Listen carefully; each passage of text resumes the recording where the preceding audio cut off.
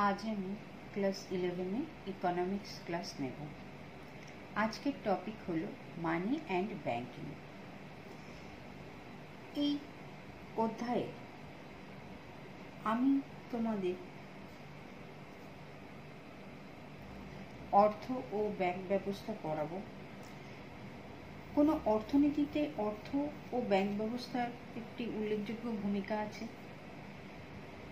এই অধ্যায়ে আমি অর্থ ও ব্যাংক ব্যবস্থার সঙ্গে সম্পর্কিত প্রাথমিক যে ধারণাগুলো আছে তা নিয়ে আলোচনা করব। যেমন অর্থ কাকে বলে, অর্থের কাজ, বিভিন্ন প্রকার অর্থ এবং অর্থের যোগান নিয়ে আমি আলোচনা করব এই ক্লাসে। প্রথমেই আমরা জানব যে অর্থের সংজ্ঞা, ডেফিনিশন অফ মানি। অর্থ বলতে আমরা কী বুঝি, অর্থ কাকে বলে। এই অর্থের সংজ্ঞা নিয়ে নানা অর্থনীতিবিদদের মধ্যে মতভেদ আছে। কোন কোন সম্পত্তিকে অর্থের মধ্যে অন্তর্ভুক্ত করা হবে সেই সম্পর্কে নানা রকম মত আছে। তবে যে বিষয়টিতে সকলেই একমত অর্থ সম্পর্কে সেটি হলো কি, যে অর্থ বলতে আমরা কি বুঝবো, যে সম্পত্তিটি বিনিময়ের মাধ্যম হিসেবে স্বীকৃত হবে, অর্থাৎ যেটি সকলেই নিতে রাজি আছে তাকেই অর্থ বলা হবে। লেনদেনের সময় যে জিনিসটি সকলেই নিতে রাজি থাকে, অর্থাৎ যার সর্বজনীন গ্রহণযোগ্যতা আছে তাকে অর্থ বলা যেতে পারে। সর্বজনীন গ্রহণযোগ্যতা আইন বলে প্রতিষ্ঠিত হতে পারে। সরকার আইনের মাধ্যমে কোন দ্রব্যকে জনসাধারণের গ্রহণযোগ্য করে কোনো দ্রব্যকে জনসাধারণের গ্রহণযোগ্য করে তুলতে পারেন। ওই দ্রব্যের মাধ্যমে পাওনা নিতে এবং দেনা শোধ করতে সবাই আইন অনুযায়ী বাধ্য। এই রকম অর্থকে কি বলবো, আইন সিদ্ধ অর্থ। আবার কোনো দ্রব্য কি বললাম, কোনো দ্রব্যের পিছনে আইনগত সমর্থন না থাকলেও প্রথার ভিত্তিতে ওই দ্রব্য জনসাধারণ কর্তৃক স্বীকৃত হতে পারে। যেমন একসময় বিনিময়ের মাধ্যম হিসেবে কি ব্যবহার হতো, কড়ি ব্যবহার হতো, কড়ির মাধ্যমে কেনা বেচা হতো। এই ধরনের অর্থকে আমরা কি বলবো, প্রথা সিদ্ধ অর্থ। যেমন ধাতু মুদ্রা, কাগজি নোট, বাণিজ্যিক ব্যাংকে চলতি আমানতে লেনদেনের মাধ্যম হিসেবে বহুল প্রচলিত এবং এগুলি প্রায় সকলেই গ্রহণ করতে রাজি থাকে।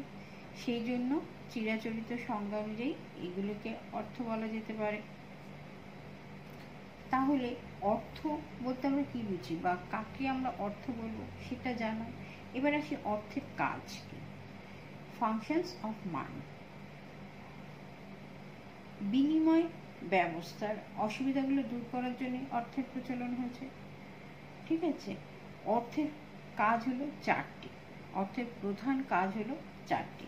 সেগুলো কি কি, যে এক হলো কি বিনিময়ের মাধ্যম, দুই মূল্য পরিমাপের মানদণ্ড, তিন হচ্ছে ঋণ শোধের বা পরিশোধের মাপকাঠি এবং চার হচ্ছে সঞ্চয়ের উপায়। এই চারটি কাজকে এবার আমি ব্যাখ্যা করছি। যে বিনিময়ের মাধ্যম বা মিডিয়াম অফ এক্সচেঞ্জ হিসেবে অর্থ কিভাবে কাজ করে। এই বিনিময়ের মাধ্যম হিসেবে কাজ হচ্ছে অর্থের প্রধান কাজ।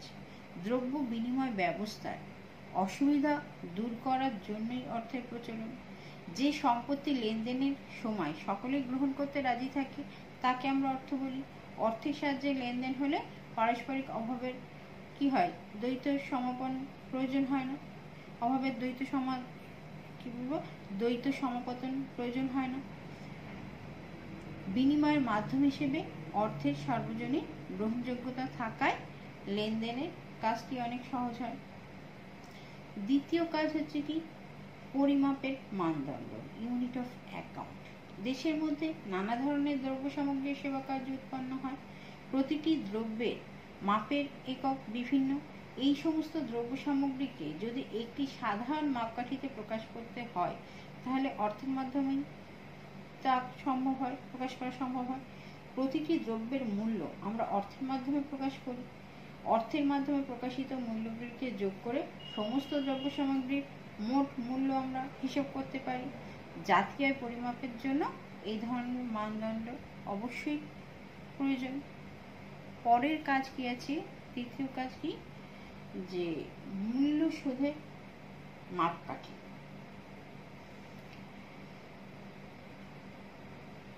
পরে বা ভবিষ্যতে যে পাওনা মেটানো হবে তার মাপকাঠি হিসেবে অর্থ ব্যবহৃত হয়। অনেক সময় ভবিষ্যতে দাম মেটানোর ভিত্তিতে উৎপাদনের উপাদান নিয়োগ করা হয়। খাজনা, মজুরি, সুদ এই সমস্ত চুক্তিবদ্ধ পাওনা অর্থের মাধ্যমে স্থির হয়। ঋণ দেওয়া, ভবিষ্যতে ঋণ শোধ দেওয়া প্রভৃতি অর্থের মাধ্যমে হয়। এইভাবে অর্থের মাধ্যমে বর্তমান বাজারের সঙ্গে ভবিষ্যৎ বাজারের একটা যোগসূত্র স্থাপিত হয়। 4 নম্বর কাজ হচ্ছে কি, যে মূল্যের সঞ্চয়, স্টোর অফ ভ্যালু। ঠিক আছে, যে অর্থ সঞ্চয়ের মাধ্যম হিসেবেও ব্যবহৃত হয়। জনসাধারণ তাদের সঞ্চয় অর্থের মাধ্যমে রাখতে পারে। দুভাবে অর্থমূল্যের সঞ্চয় হিসেবে কাজ করে। কিভাবে বললাম? দুভাবে অর্থ মূল্যের সঞ্চয় হিসেবে কাজ করে।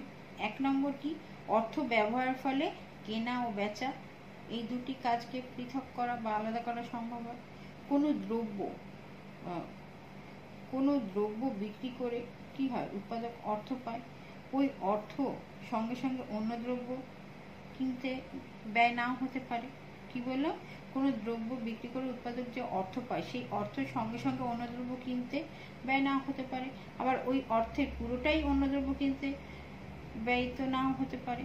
একটা অংশ সঞ্চয় হতে পারে, এই অংশটি মূল্যের সঞ্চয় হিসেবে ব্যবহৃত হয়।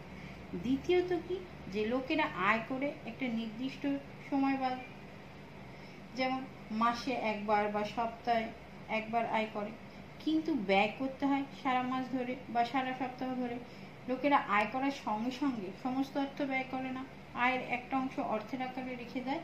এই অংশটিও মূল্যের সঞ্চয় হিসেবে কাজ করে। ঠিক আছে, তাহলে আমরা দেখলাম যে অর্থের 4টি কাজ। এবার আমরা জানবো অর্থের শ্রেণীবিভাগ সম্পর্কে, ক্লাসিফিকেশন অফ মানি। যে বিভিন্ন দেশে যে বিভিন্ন প্রকারের অর্থ দেখা যায় তাদের আমরা নানাভাবে শ্রেণীবিভাগ করতে পারি। এই শ্রেণী বিভাগগুলো আমি এবার আলোচনা করব। প্রথম হচ্ছে কি, প্রচলনের ভিত্তিতে শ্রেণীবিভাগ। প্রচলনের ভিত্তিতে অর্থকে দুটি ভাগে ভাগ করা যায়। একটি হলো প্রকৃত অর্থ, অ্যাকচুয়াল মানি, এবং অপরটি হলো হিসেব নিকাশের অর্থ বা অ্যাকাউন্টিং মানি। প্রকৃত অর্থ বলতে কি বোঝায়? প্রকৃত অর্থ বলতে সেই অর্থকে বোঝায় যেটি বাস্তবিকই রয়েছে এবং যেটি ধরা ছোঁয়া যায় এবং যা জনসাধারণের মধ্যে হাত বদল হয়। যেমন ভারতে যে বিভিন্ন ধাতব মুদ্রা বা কাগজি নোট প্রচলিত আছে, এগুলো হলো কি প্রকৃত অর্থ। অন্যদিকে হিসেব নিকেশের অর্থ হলো কি, যে সেই অর্থ যার মাধ্যমে হিসেব রাখা যায়। কি বললাম? যে অর্থের মাধ্যমে হিসেব রাখা যায় তাকে বলা হয় কি, হিসেব নিকেশের অর্থ।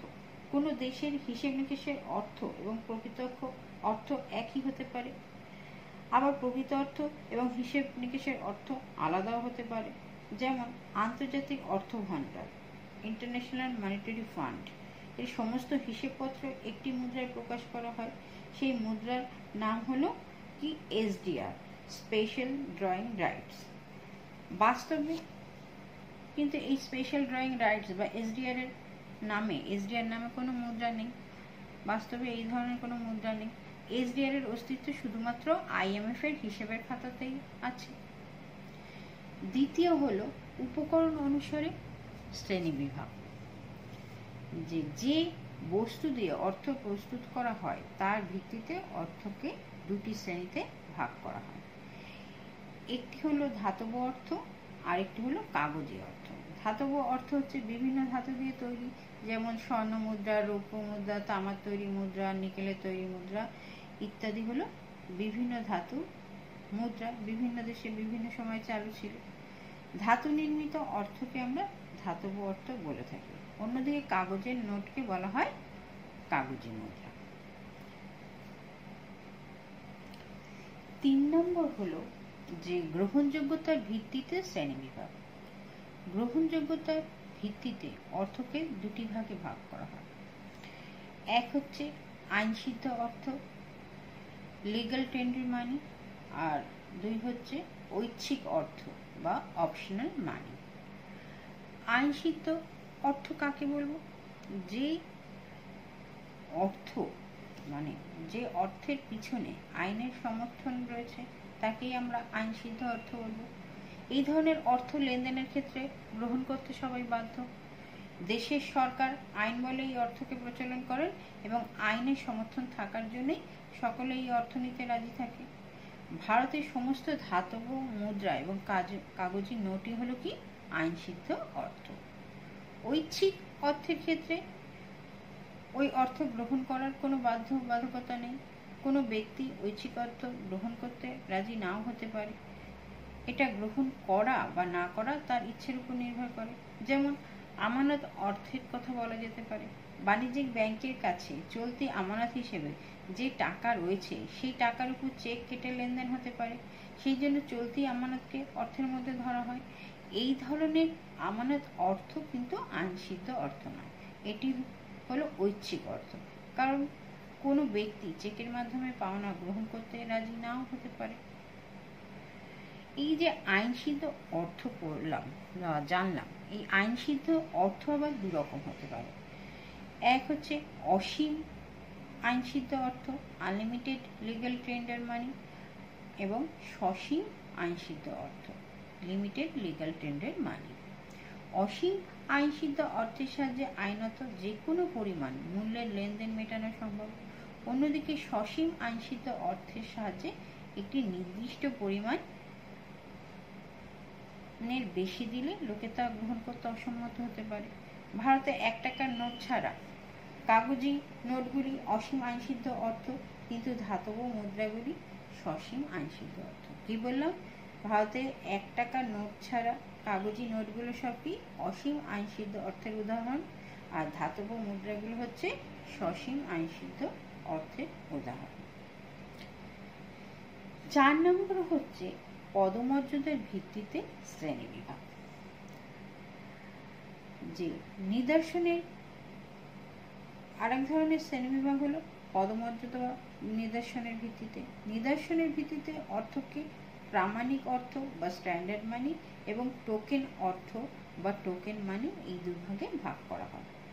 প্রামাণিক অর্থ হলো সেই অর্থ যা দ্রব্যমূল্য বা অন্তর্নিহিত মূল্য এবং অর্থ হিসেবে এর মূল্য পরস্পর সমান। কি বলো? যে প্রামাণিক অর্থ কাকে বলবো? যার অন্তর্নিহিত মূল্য এবং অর্থ হিসেবে যা মূল্য যদি দুটো পরস্পর সমান হয় তাকে আমরা কি বলবো? প্রামাণিক অর্থ বা স্ট্যান্ডার্ড মানি। অন্যদিকে টোকেন অর্থের ক্ষেত্রে অন্তর্নিহিত মূল্য বা দ্রব্যমূল্য অর্থ হিসেবে এর মূল্য অপেক্ষা কম হয়। কোনো দ্রব্য যখন বিনিময়ের মাধ্যম বা অর্থ হিসেবে ব্যবহৃত হয় তখন তার দুটো মূল্য আছে। যদি এটি বিনিময়ের মাধ্যম হিসেবে ব্যবহৃত না হয় তাহলে একটি মূল্য থাকবে। একেই বলা হচ্ছে অর্থের দ্রব্যমূল্য বা অন্তর্নিহিত মূল্য। বুঝতে পারলে? এবার ধরো একটি টাকার ধাতব মুদ্রা কখনো অর্থ হিসেবে বাতিল করা হলো, তখন ওই ধাতব পদার্থটি গলিয়ে অন্য কাজে লাগানো যাবে। ওই ধাতব পদার্থটি তখন যা মূল্য হবে সেটি হবে এই দ্রব্যমূল্য বা অন্তর্নিহিত মূল্য। অন্যদিকে ওই দ্রব্যটির বিনিময়ের মাধ্যম হিসেবে ব্যবহৃত হওয়ার ফলে যে মূল্য হয়েছে সেটি এর অর্থ হিসেবে মূল্য। এখন যদি দ্রব্যমূল্য হিসেবে মূল্য এবং অর্থ হিসেবে মূল্য পরস্পর সমান হয় তবে তাকে বলা হবে কি? প্রামাণিক অর্থ। বর্তমানে কোনো দেশেই এই প্রামাণিক অর্থ নেই।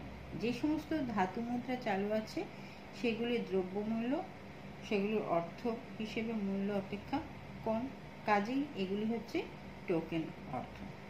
একটি 100 টাকার কাগজের নোটকে ধরো,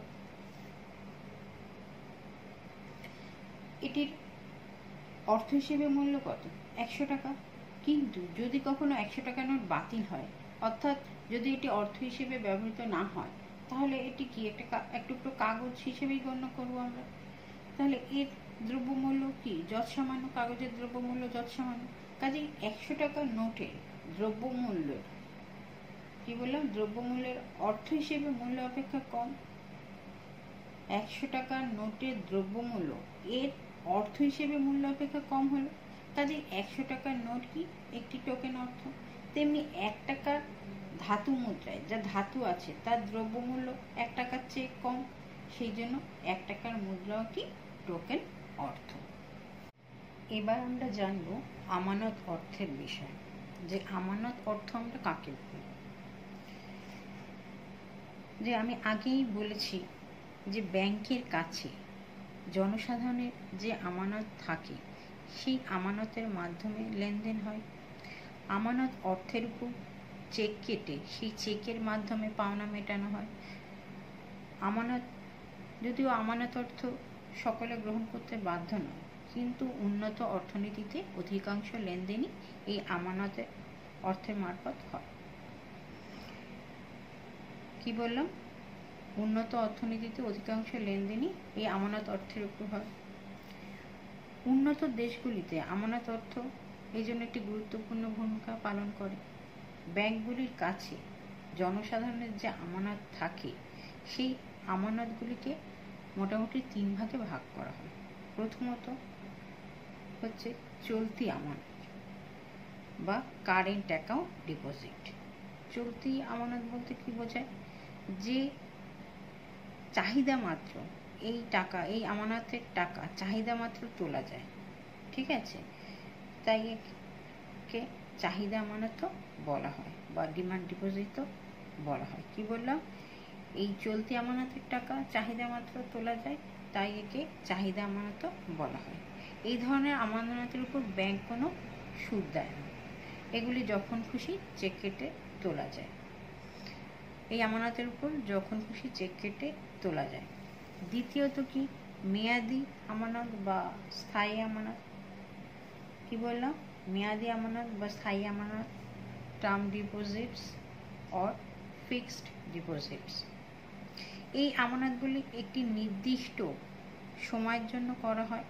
সেই নির্দিষ্ট সময় উত্তীর্ণ হওয়ার আগে সাধারণত এই টাকা তোলা যায় না। চেক কেটে এই আমানতের টাকাও তোলা যায় না। এই আমানত থেকে সুদ পাওয়া যায়। ব্যাংক এই আমানতের উপর সুদ প্রদান করে। এই স্থায়ী আমানতেরই আরেকটি প্রকারভেদ হলো কি বা রকমভেদ হলো কি রেকারিং ডিপোজিটস বা পৌনঃপুনিক আমানত। এই আমানতের ক্ষেত্রে কি হয়? আমানতকারীরা একটি নির্দিষ্ট সময় অন্তর নির্দিষ্ট টাকা জমা দেন। এই আমানত নির্দিষ্ট মেয়াদ অন্তের আগে বা নির্দিষ্ট মেয়াদ শেষ হওয়ার আগে তোলা যায় না। তৃতীয়ত হলো সঞ্চয় আমানত বা সেভিংস অ্যাকাউন্ট ডিপোজিটস। এই আমানতে যেমন চলতি আমানতের কিছু বৈশিষ্ট্য আছে, আবার স্থায়ী আমানতেরও কিছু বৈশিষ্ট্য আছে।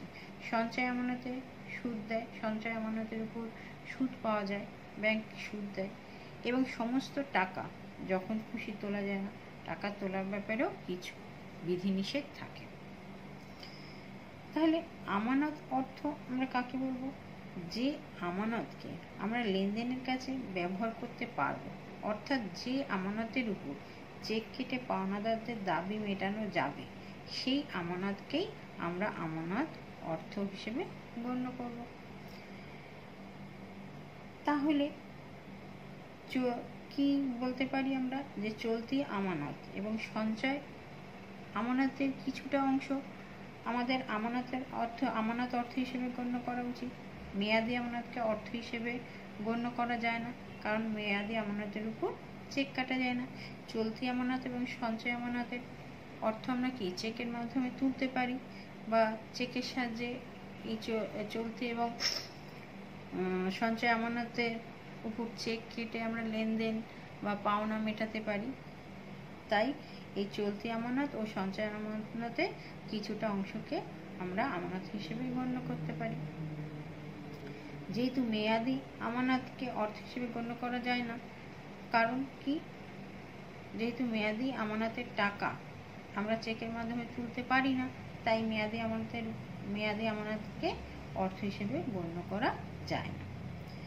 এখানে আরো একটি কথা বলছি যে বাণিজ্যিক ব্যাংক বা পোস্ট অফিস সঞ্চয় ব্যাংক ছাড়া অন্যান্য আর্থিক প্রতিষ্ঠানও জনসাধারণের কাছ থেকে আমানত সংগ্রহ করে, কিন্তু সেই অব্যাংকিং আর্থিক সংস্থা আমানতকে অর্থের যোগানে অন্তর্ভুক্ত করা হয় না, কারণ এগুলিকে প্রয়োজন মতো চেক কেটে তোলা যায় না। এগুলি সঞ্চয়ের মাধ্যম হিসেবেই ব্যবহৃত হয়, বিনিময়ের মাধ্যম হিসেবে ব্যবহৃত হয় না। বিনিময়ের মাধ্যম হিসেবে যা ব্যবহৃত হয় তাকেই আমরা অর্থ বলি। ঠিক আছে, তাহলে এই যুক্তিতে আমরা কি বলতে পারি যে ব্যাংক নয় এমন আর্থিক প্রতিষ্ঠানের আমানতকে আমরা অর্থের যোগানে অন্তর্ভুক্ত করব না। এরপর হচ্ছে অর্থের যোগান বা সাপ্লাই অফ মানি বলতে আমরা কি বুঝি, অর্থের যোগান বলতে কি বুঝি। যে অর্থের যোগান বলতে অব্যাংক জনসাধারণের হাতে অর্থের পরিমাণকে বোঝায়। এখানে জনসাধারণ বলতে সরকার এবং ব্যাংক ব্যবস্থা ছাড়া প্রত্যেকটি অর্থনৈতিক ইউনিট বা একককে বোঝায়। জনসাধারণের মধ্যে সরকার ও দেশের ব্যাংকগুলিকে অন্তর্ভুক্ত করা হয় না, কারণ এগুলো কি অর্থের যোগানদাতা। ভারতের রিজার্ভ ব্যাংক ও অন্যান্য বাণিজ্যিক ব্যাংক নিয়ে দেশের ব্যাংকিং ব্যবস্থা গঠিত। অর্থের যোগান বোঝানোর জন্য 1978 সালের পর থেকে ভারতের রিজার্ভ ব্যাংক 4টি পরিমাপ গ্রহণ করেছে। এগুলিকে M1, M2, M3, M4 এই 4টি সংকেতের মাধ্যমে প্রকাশ করা হয়ে থাকে। M1 হলো কি, যে জনসাধারণের নিকট কাগজি নোট ও ধাতব মুদ্রা, বাণিজ্যিক ও সমবায় ব্যাংকের নিকট মোট চাহিদা আমানত এবং রিজার্ভ ব্যাংকের নিকট অন্যান্য আমানতের যোগফলের সমান।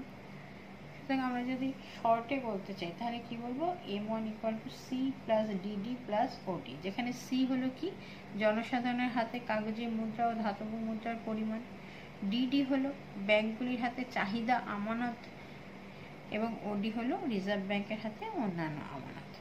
ঠিক আছে, ডিডি বা চাহিদা আমানতের মধ্যে সঞ্চয় আমানতের একটা অংশকেও ধরা হয়। সঞ্চয় আমানতের যে অংশটি তোলা যেতে পারে সেই অংশটিকে চাহিদা আমানতের অন্তর্ভুক্ত করা হয়। M2 হলো কি, M1 প্লাস ডাকঘর সঞ্চয় ব্যাংকে আমানত, বা M2 হলো এইভাবে বলতে পারি, M2 হলো M1 এবং ডাকঘর সঞ্চয় ব্যাংকে আমানতের যোগফল। আবার M1 ও ব্যাংকের হাতে মেয়াদি আমানত এই দুটিকে যোগ করে রিজার্ভ ব্যাংক M3 এই নামে চিহ্নিত করেছে। সবশেষে M3 এবং ডাকঘরের মোট আমানত যোগ করলে আমরা M4 পাই।